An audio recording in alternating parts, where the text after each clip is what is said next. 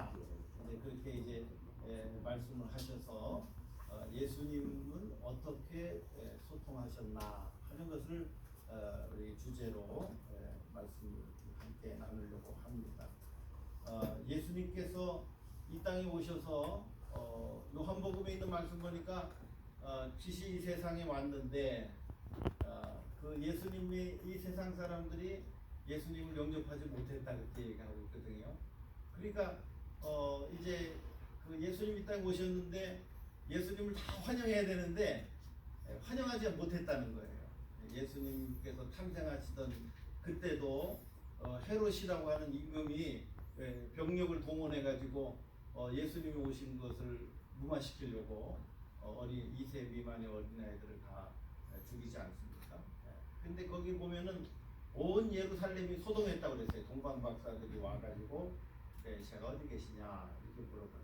그때 그 이스라엘 예루살렘의 인구가 뭐 한 40만 정도 된다 이렇게 얘기를 하는데요. 그 수많은 사람들이 소동하고 메시아가 왔다라는 소문이 돌았는데 아무도 그 동방 박사를 쫓아서 예수님을 경배하러 가지 않았다는 것입니다. 그리고 오히려 죽이려고 했고 그런 그 모습들을 발견하게 됩니다. 예수님께서 이 땅에 오셔서 공생애를 시작하시는데 이 예수님께서 이 땅에 오셨다라고 하는 것 자체가 소통의 과정이라고 하는 것이죠.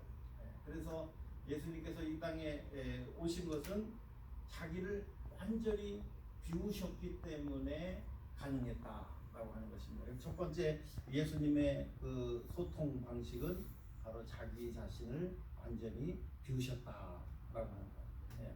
그래서 빌립보서 2장 5절로 8절에 있는 말씀이니까 너희 안에 이 마음을 품으라. 곧 그리스도 예수의 마음이니 그는 근본 하나님의 본체시나 하나님과 동등됨을 취할 것으로 여기지 아니하시고 오히려 자기를 비워 종의 형체를 가져 사람들과 같이 되었다. 그렇게 말씀하고 있는 것을 알 수가 있습니다.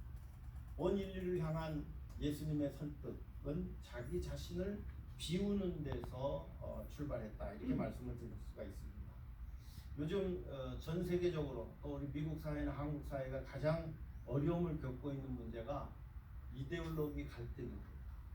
그래서 어떤 분들은 이제 좌파 또 어떤 분들은 우파 이렇게 해가지고 갈등이 너무 심해요. 그리고 점점 더 골이 깊어가고 있습니다.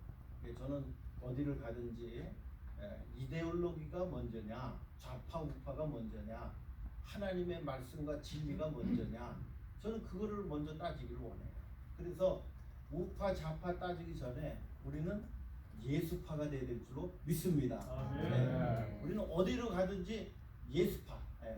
다 같이 한번 따라서 하겠습니다. 나는 예수파다. 할렐루야. 우리는 예수파로 살아가야 돼요. 왜냐하면 예수님이 살아가신 그 삶의 여정을 보면 우파적 요소도 있고 좌파적 요소도 사실 있거든요. 그렇기 때문에 우리가 자유민주주의 그러면은 우리가 그 좌파가 가지고 있는 단점이 있어요.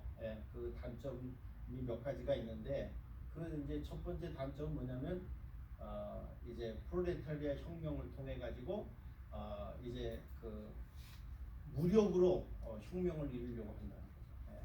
또 그것을 통해서 인간을 도구화한다는 거예요. 인권을 무시하고 그 다음에 또 하나 문제가 뭐냐면 생산성이 없어요. 그러니까 이 공산주의나 좌파적 이런 그 극단적으로 치게 되면 그게 무너져요. 우리 기독교도 맨 처음에 공산주의를 실시한 적이 있었어요. 초대교회 때 이 기독교 공산주의를 했잖아요.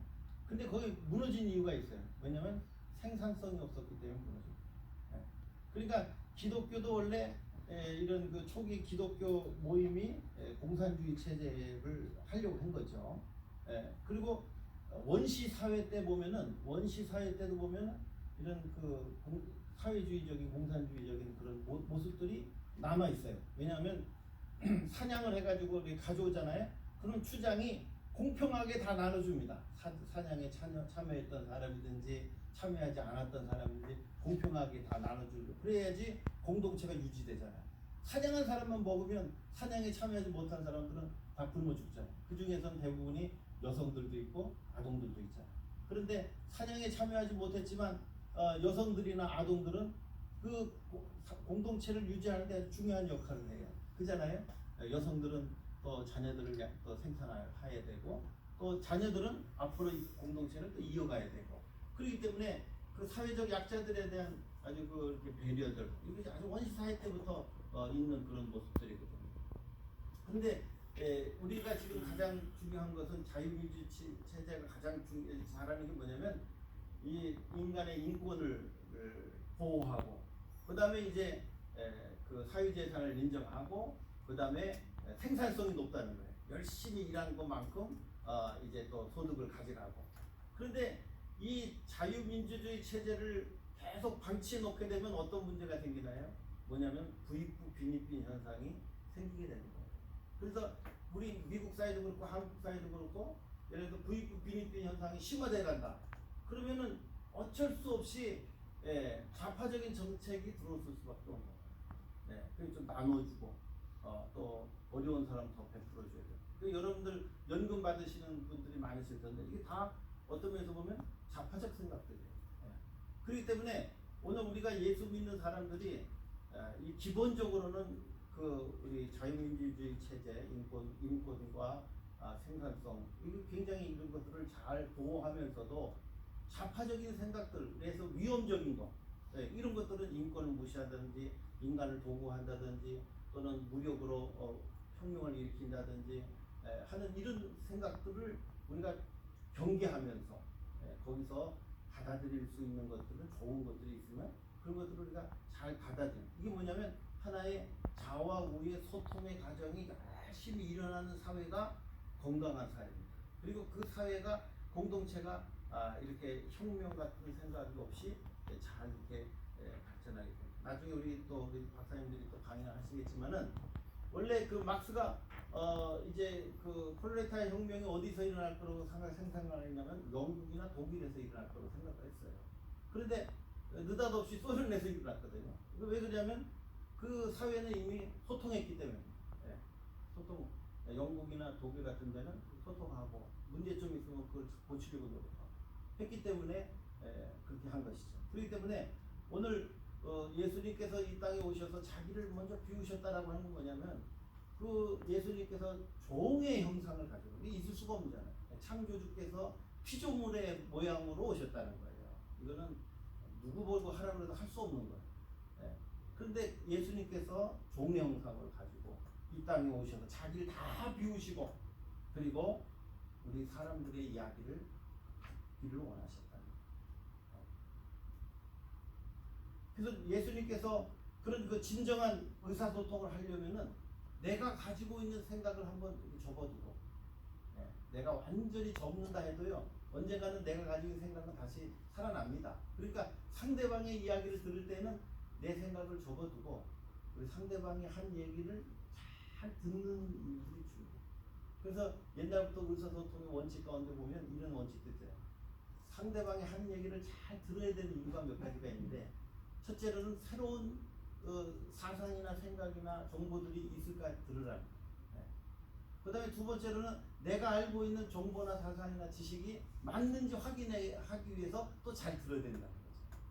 그렇기 때문에 내가 알고 있던 것이든지 또 모르고 있던 것이든지 간에 상대방이 하는 얘기를 잘 들을 줄 아는 열린 마음을 가지고 그런 분들이 많아야 그 사회가 건강한 사회로 나아갈 수 있고 예수님께서 그 상대방의 얘기를 잘 들으심으로써 어떤 그 일이 일어나냐면 그 사람을 얻는 방식이기도 하다는 거예요. 너 얘기는 들을 필요 없어. 그럼 그 사람을 잃어버리는 거예요. 그러나 상대방의 얘기를 잘 들어주면 그 사람을 얻을 수 있는 기회가 되는 거죠. 예수님께서는 죄인들을 구원하시기 위해서 자기를 비우고 죄인들의 모습으로 오셨다라는 거예요.